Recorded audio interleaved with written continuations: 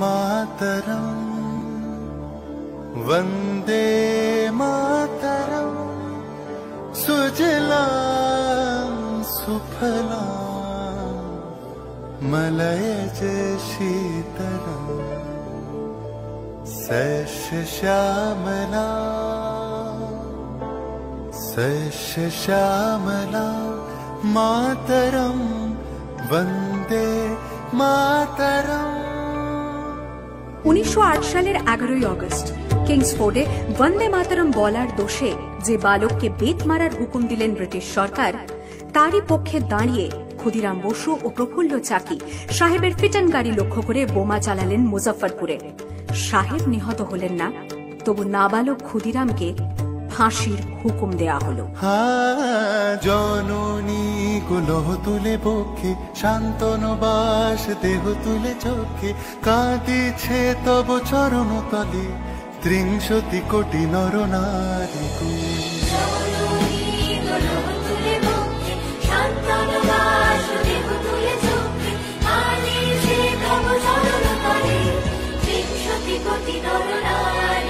যারা স্বর্গগত তারা এখনো জানে স্বর্গের চেয়ে প্রিয় জন্মভূমি, এসো স্বদেশ ব্রতের মহাদীক্ষালু সেই মৃত্যুঞ্জয়দের চরণ চুমি। যারা জীর্ণ জাতির বুকে জাগালো আশা, মন মলিন মুখে জোগালো ভাষা, আজি রক্ত কমলে গাথা, আজি রক্ত কমলে গাথা মাল্য খালে বিজয় লক্ষ্মী দেবতাদের কলে। মুক্তির মন্দির শোকানো তলে কত প্রাণ হল বলিদান, লেখা আছে অশ্রু জলে, লেখা আছে অশ্রু জলে। 9 সেপ্টেম্বর 1915 ইংরেজদের সঙ্গে সম্মুখ সমরের স্বাধীনতা ছিনিয়ে নিতে অস্ত্র আনার পরিকল্পনা করেন যতীন্দ্রনাথ মুখোপাধ্যায়। বালেশ্বরে সঙ্গীদের নিয়ে জাহাজ থেকে সেই অস্ত্র নামাতে গেলে ইংরেজ বাহিনী তাঁদের ঘিরে ফেলে। বুড়িবালমের তীরে লড়াই বাঁধে বিরাট ইংরেজ বাহিনী বনাম বাঘা যতীন ও তার 4 সতীর্থদের। এককালে শুধু ভোজালি হাতে যিনি বাঘ মেরেছিলেন, সেই বীর সেদিন লুটিয়ে পড়লেন। আমি হাসি হাসি পড়ব ফাঁসি, দেখবে ভারতবাসী। ও মা হাসি হাসি পড়ব ফাঁসি, দেখবে ভারতবাসী। একবার বিদায় দে মা, ঘুরে আসি।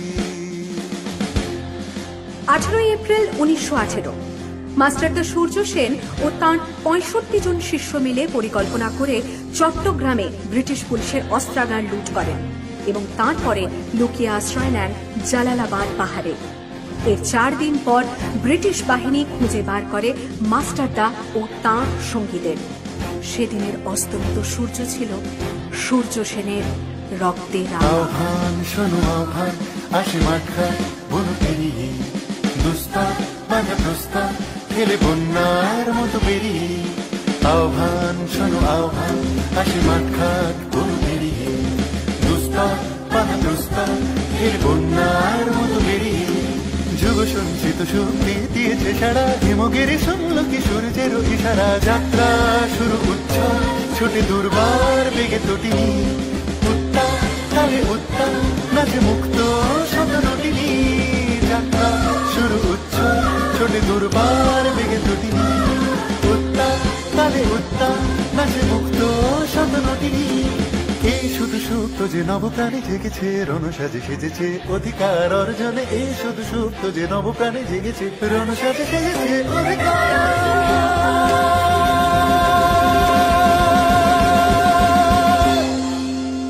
8 ডিসেম্বর 1930 বিনয় বসু, বাদল গুপ্ত, দীনেশ গুপ্ত সাহেবী পোশাকে ট্যাক্সি থেকে এসে নামলেন রাইটার্স বিল্ডিং এর সামনে। সোজা উঠে গেলেন দোতলায়। সামনেই সিমসনের ঘর। দ্বাররক্ষীকে ঠেলে ঢুকে গেলেন ভেতরে। বন্দুকের আওয়াজে গর্জে উঠল রাইটার্স। লুটিয়ে পড়লেন সিমসন। এরপর রাইটার্স বিল্ডিং এর অলিন্দ বারবার গর্জে উঠল বিপ্লবীদের গুলির শব্দে। তারপর টেগার্ট সাহেব তার বাহিনী নিয়ে ঘিরে ফেললেন বিনয়, বাদল, দীনেশকে।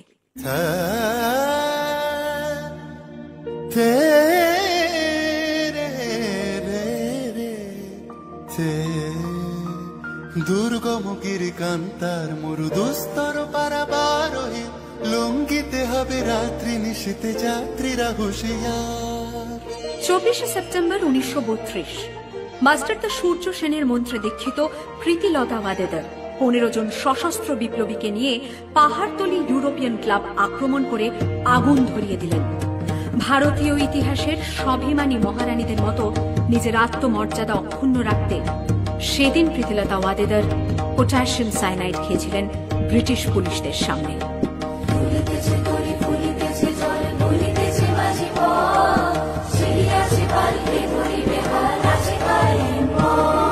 কে আছো জোয়ান হও আগোয়ান আঁকেছে ভবিষ্যৎ, এ তুফান ভারী দিতে হবে পারি নিতে হবে তোরি পা। দুর্গমগির কান্তার মরু দুস্তর পারাবারোহে লঙ্ঘিতে হবে রাত্রি নিশীতে যাত্রীরা হুঁশিয়ার। 29শে সেপ্টেম্বর 1942 তমলুকের মাটিতে কয়েক হাজার ভারতীয়কে নিয়ে যিনি পুলিশ স্টেশন ঘেরাও করার লক্ষ্যে হেঁটেছিলেন, সেই সত্তরোর্ধ্ব মাতঙ্গিনী হাজরা পুলিশের নির্মম গুলিচালনা ও লাঠিচার্জ সত্ত্বেও তাঁর হাতের পতাকাটি মাটিতে লুটোতে দেননি। আর ঠিক তার পরের বছর 1943-এর 30শে ডিসেম্বর জাপান সরকারের অধীনে থাকা আন্দামান দ্বীপ সেদিন হস্তান্তর করা হল ইন্ডিয়ান ন্যাশনাল আর্মিকে। পোর্ট ব্লেয়ারের মাঠে তিরঙ্গা পতাকা তুললেন সুভাষচন্দ্র। এটাই স্বাধীন ভারতের মাটিতে প্রথম তেরঙ্গা ঝান্ডা। আইএনএর commander in chief Subhash Chandra Bose হলেন ভারত, যাকে স্বীকৃতি দিয়েছিল 18টি দেশ।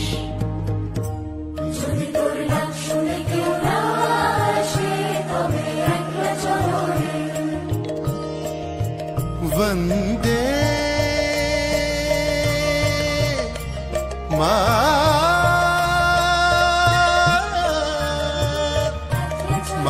मातरम।